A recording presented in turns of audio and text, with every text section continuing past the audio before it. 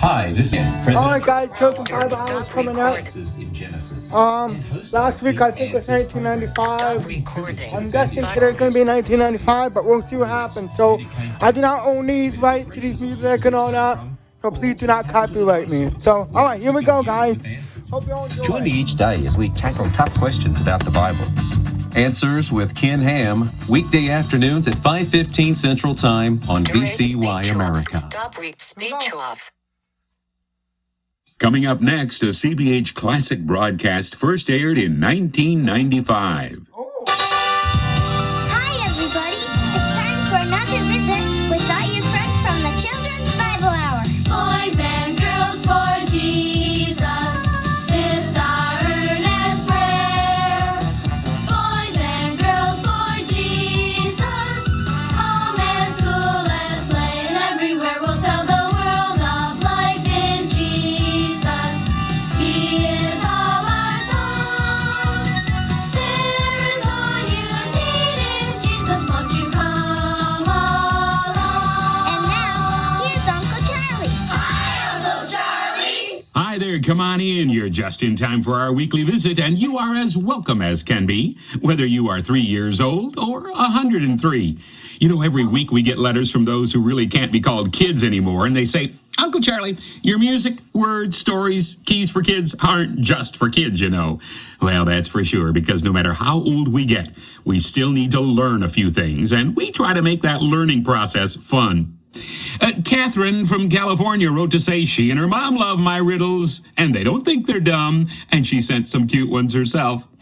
How do you spell cat backwards? T-A-C, right? Nope. Cat backwards, how do you spell it? C-A-T-B-A-C-K-W-A-R-D-S. Get it? I like this one. First mailman, a dog bit me on the leg this morning. Second mailman, did you put anything on it?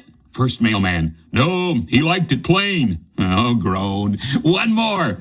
Jenny, it's really raining cats and dogs. Janie, I know, I just stepped in a poodle. Oh boy, that's enough for now. Let me tell you about our story.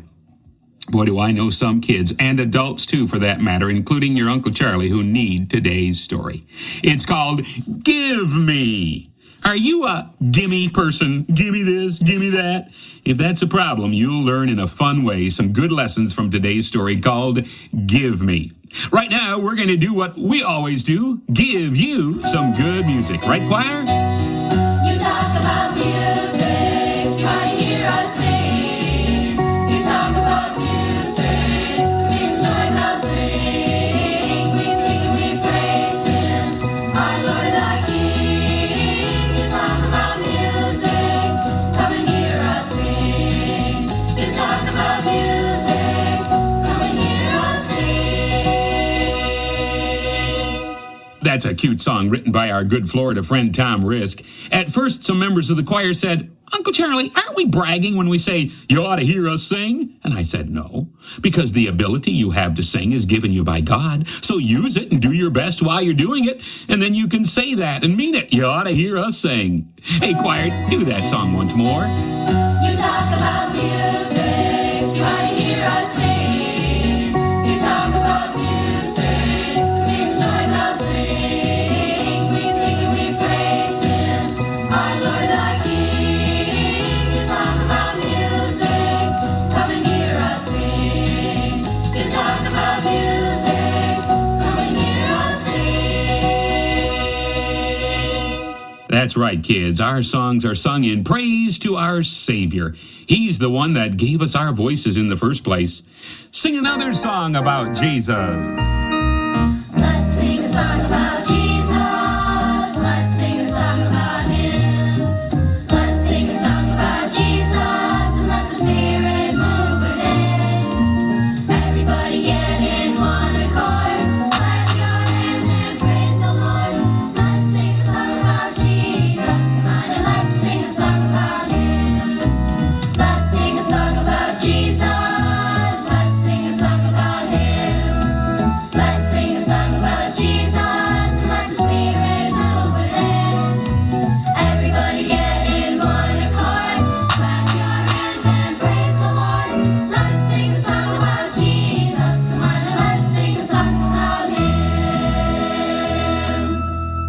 Choir, let's do a song that we've had several requests for. It's a Bible story and song, and I get to help. Let's go back to the Old Testament Bible story about 3 men, a great big idol, a fiery furnace, and oh, wait a minute. I see not 3 men, but 4. Here is a story from the Bible we know, a story about a miracle that happened long ago. We hope that you'll take courage when temptations you meet. There's somebody watching you who's strong when you're weak. They want it bad. They held to the will of God, so we are told. They want it They wouldn't bow their knees to the idol made of gold. They want it burned. They were protected by the 4th man in the fire. They wouldn't bend, they wouldn't bow, they wouldn't burn. Now the prophet Daniel tells about 3 men who walked with God. Shadrach, Meshach, Abednego, before the wicked king they stood. And the king commanded them bound and thrown in the fiery furnace that day. And the fire was so hot that the men were slain who forced them on their way. They want it They bad. held to the will of God, so we are told. They want it They wouldn't bow their bad. knees to the idol made of gold. They want it They were protected burned. by the 4th man in the fire. They wouldn't bend, they wouldn't bow, they wouldn't burn. When the 3 were cast in and the king rose up to witness their awful fate, he began to tremble at what he saw, and in astonished tones he spake. Did we not cast 3 men bound into the midst of the fire?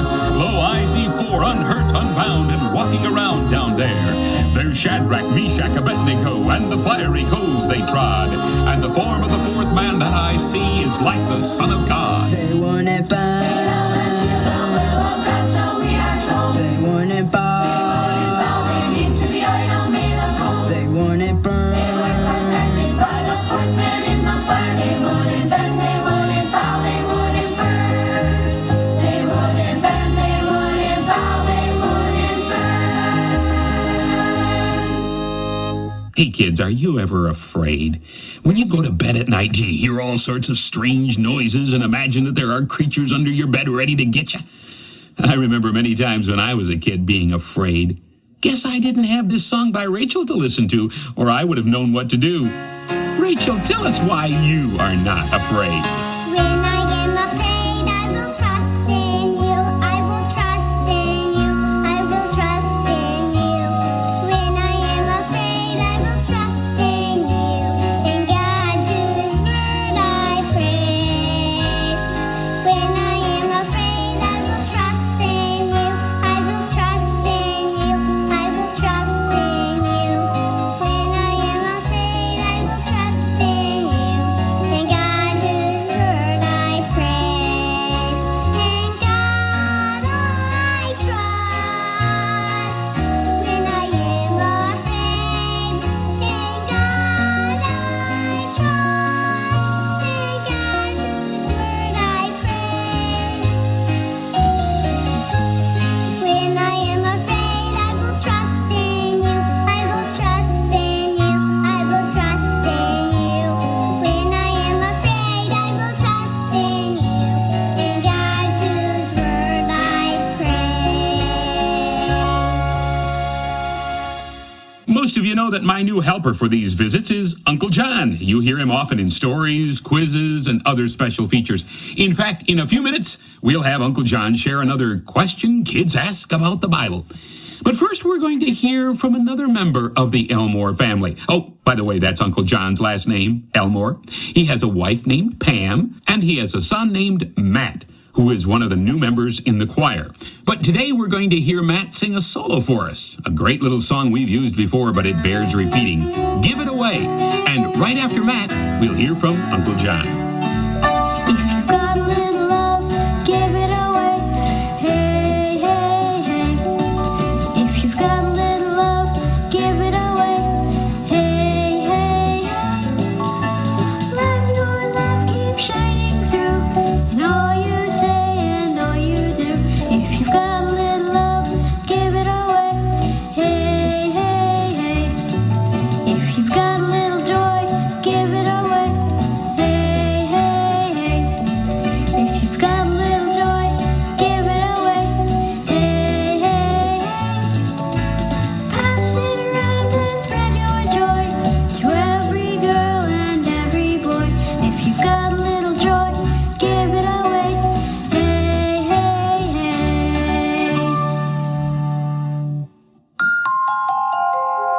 Today's question is taken from 102 Questions Children Ask About the Bible with Answers for Busy Parents, published by Tyndale.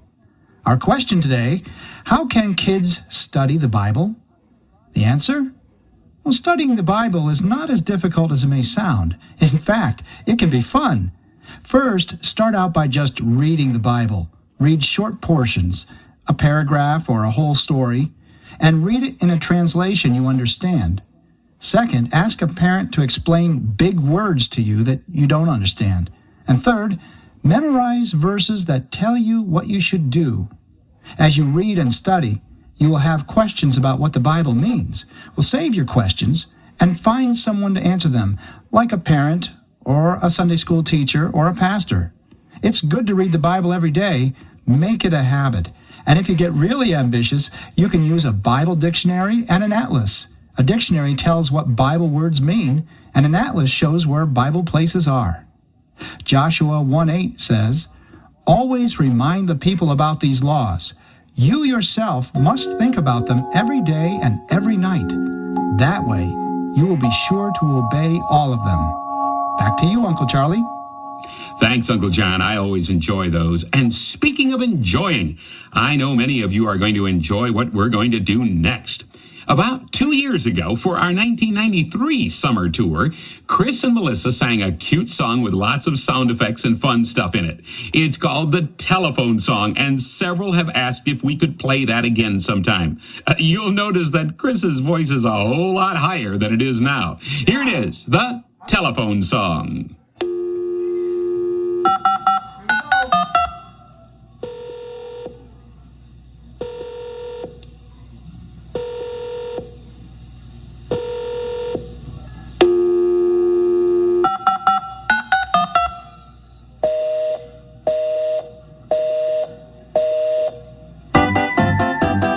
I'm so glad when I'm talking to the Lord that my God is always home.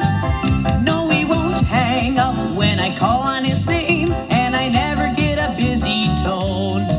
You know that I'm so glad when I'm talking to the Lord that I don't get his machine. Please leave your message after the tone. And I never, never, never get put on hold. He's got plenty of time for me. Well, I don't have to dial his number, 'cause God doesn't have a phone. All I gotta do any time of the day is to stop right where I am and pray. I'm so glad when I'm talking to the Lord that his beeper never beeps.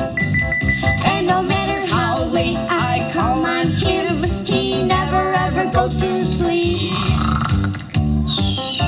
You know that I'm so glad when I'm talking to the Lord that I don't have to wait in line. 'Cause he's my father and I'm his child. And he hears me every time. Well, I don't have to dial his number, 'cause God doesn't have a phone. All I gotta do any time of the day is to stop right where I am and pray. I'm so glad that I'm talking to the Lord, that my God is always still home. No, he won't hang up when he's under the sea, and he never get a busy tone. You know that I'm so glad when I'm talking to the Lord that I don't get his machine. Please leave your message after the tone. And he never, never, never get put on hold. He's got plenty of time for me. He's got plenty of time for me. If that telephone song was written in this year of 2009, we'd probably be hearing about cell phones and iPods and Wiis and all that stuff that has come into existence since these programs from 1995 were first heard. I'm so glad that in the midst of all the changing technology, some of it good and helpful and some of it a big waste of time, we have an unchanging God who has promised never to leave us, never to forsake us. And speaking of changes, at the beginning of today's program, the first song sung by the choir, I mentioned it was sent to us by our good Florida friend, Tom Risk. It's been years since I've talked with him by phone. Don't even know if he's still alive. But if he's not living, I know he's with the Lord right now because he had trusted Christ as his Savior. Hey, don't forget to check out our great website, www.cbhministries.org. You'll get to our homepage, and from there you can go to many, many interesting links. Click on the Keys for Kids link, and you can read our devotional for the day, or listen to me read it. Click on the How to Know Jesus link, and you'll enter an interesting area where you can learn to grow your faith and build your relationship with Jesus Christ. Then there's the CBH zone, where you can play games, solve puzzles, and have lots of other clean fun. Also, the Camp Beyond Key link will take you to our 3 Bible courses. It's all at www.cbhministries.org. Now, let's get back to our classic CBH program from 1995. Now, just before the good story, Give Me, let's hear a perfect go-along-with-the-story song. Is it fair to say give me so often and thank you just one time a year? Never forget to say give me. When needy, how quickly we plead. But how oft we forget to say thank you when the Lord has supplied every need. It seems that we only say thank you each time that Thanksgiving draws near. Is it fair to say give me so often and thank you just one time a year? Never forget to say help me in trouble, how quickly we pray. But how oft we forget to say thank you when He's chased all the troubles away. It seems that we only say thank you each time that Thanksgiving draws near. Is it fair to say give me so often and thank you just one time a year?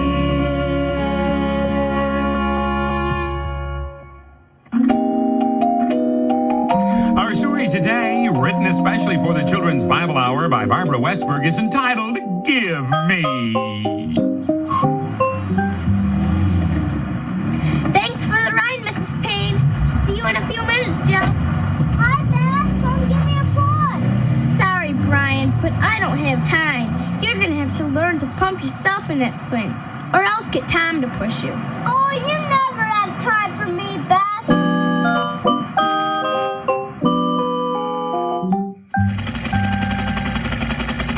Hi, Mom.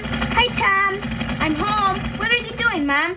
She's making a dress for the youth banquet. All I have to do is hem it now. And maybe you could sew the buttons on, Beth. Do I have to sew in all the buttons? There must be 20. Well, I thought it was the least you could do. I've spent nearly 2 days making this dress. Do you like it? I guess so. What do you mean, you guess so? I think it's a really pretty dress. Oh, it's all right.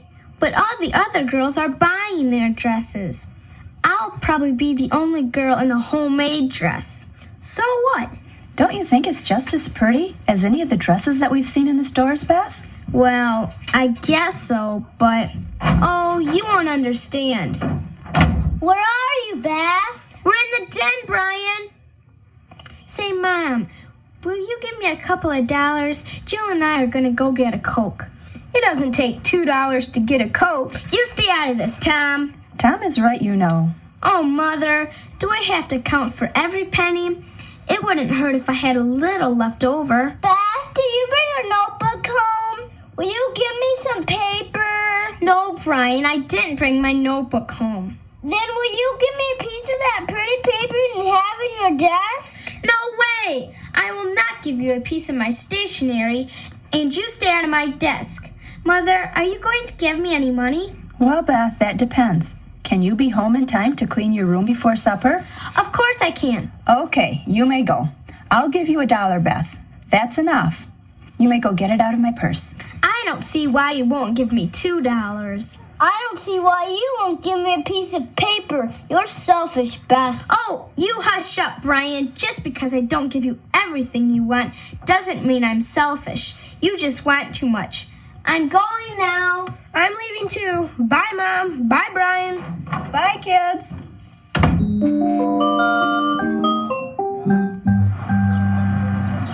Where are you going, Tom? Mom said I could go shoot baskets at Mark's house. But you know what, Beth? Brian's right. You are selfish. Selfish? Ha! Brian's the one who's selfish. He's always whining, give me this, or give me that. Does him good to be told no. It might help him grow up. Maybe you're the one who needs to grow up, Beth. Oh, Tom, quit bugging me. Just because I didn't give Brian a push on his swing or a piece of my new stationery is hardly a reason for you to preach at me. It's not just Brian. What about the way you talked to Mom about the dress and money? Oh, I didn't really mean what I said about the dress. It's pretty enough, prettier than a bought-in dress. Well, why didn't you say that to Mother? Oh, I don't know. I just didn't. I guess I was upset because Jill told me how much her dress cost, and she wanted to know how expensive mine was. Well, I think you hurt Mom's feelings. If you want my opinion, I think you should thank her for making your dress. I don't want your opinion, and I'd wish you'd leave me alone. Well, I still think you should quit complaining about Brian wanting things from you, as long as you're always wanting Mom and Dad to give you things, like better clothes and more spending money. I told you I don't want to know what you think. Leave me alone, Tom. But don't you think you should apologize? Oh, be quiet. Here comes Jill. I'm going to talk to her. I don't have time to listen to you.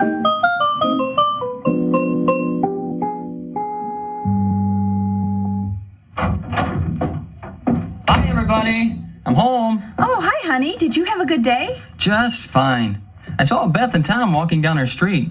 Beth looked like she had a bad day. She didn't look very happy. Oh, I know. I just can't understand Beth lately. You know, I worked so hard on her dress, and she didn't even say thank you. All she did was ask for something else. It seems like she's never satisfied, no matter how hard we try to please her. It's always, give me this or give me that. You know, we all have a problem with those words. What words? Give me. Well, yeah, I guess we do. I hear them from the kids all the time, but I think it's a bigger problem for Beth than for Tom or Brian. I was thinking that even as adults, we're guilty of saying give me too much. We often say it even to the Lord. That's true. I guess we sound like the give me family, don't we? Yeah, too often we do, I'm afraid. I find that when God does give me something, I easily forget to thank Him, and then I often start asking Him for something else. Mama, will you give me a cookie? I'm hungry. I'll give you 2 cookies for dessert after supper, Brian. But right now, come on, give me a helping hand. You can help set the table. Can we use the red and white placemats?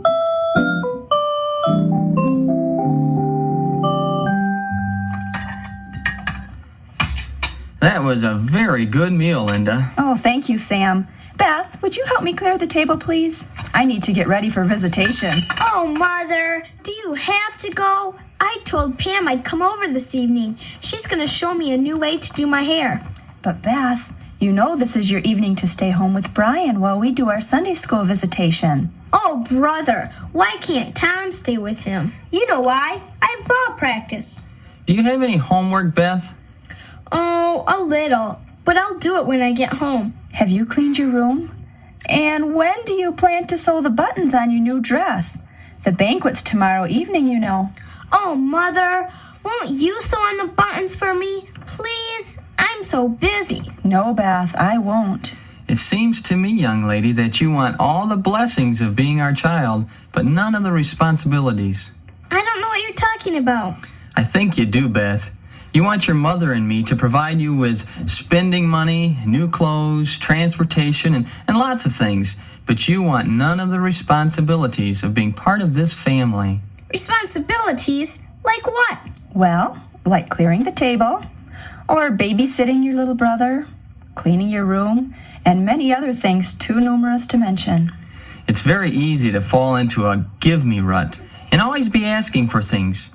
Your mother and I were talking about that today. Yes, we talked about how we keep asking the Lord for things, and then we forget to say thank you for all he does for us. You know, the old give me spirit has been around a long time. The prodigal son had it. He said, give me my inheritance. Judas had it. He asked, what will you give me if I betray Jesus? That old give me spirit has sure caused lots of trouble. I guess you're right.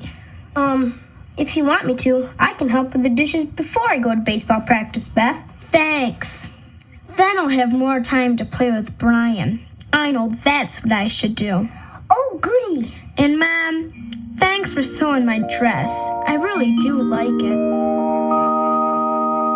Is it fair to say give me so often and thank you just one time a year? Have you thanked him for his goodness? Have you praised him for his love? Have you opened up your heart to Jesus' song? For he has showered us with mercy, with blessings from above, and by his hand he gives the greatest gift of all.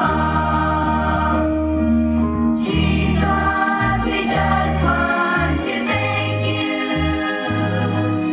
Jesus, we just want to thank you. Jesus, we just want to thank you. Thank you for being so good. Thank you for being so good. Oh, I hope you have a thankful heart, praising God for all he has done for you. Repeating what Julianne sang just before the story, is it fair to say give me so often and thank you just one time a year? Contentment is accepting what God has given you without always wanting more and more and more. Take time to think about kids in other countries where they do not have enough food to eat, clothes to wear, or a decent house to live in. Then think about all you have to be thankful for. And take time to thank God today. Well, time's up for today's classic CBH program. Visit us on the web anytime, www.cbhministries.org. If you'd like to write, our mailing address, CBH Ministries, P.O. Box 1001, Grand Rapids, Michigan 49501. We are supported by caring listeners like you. We're on the web at cbhministries.org and check out our partner ministry, hiskids.net. Bye now.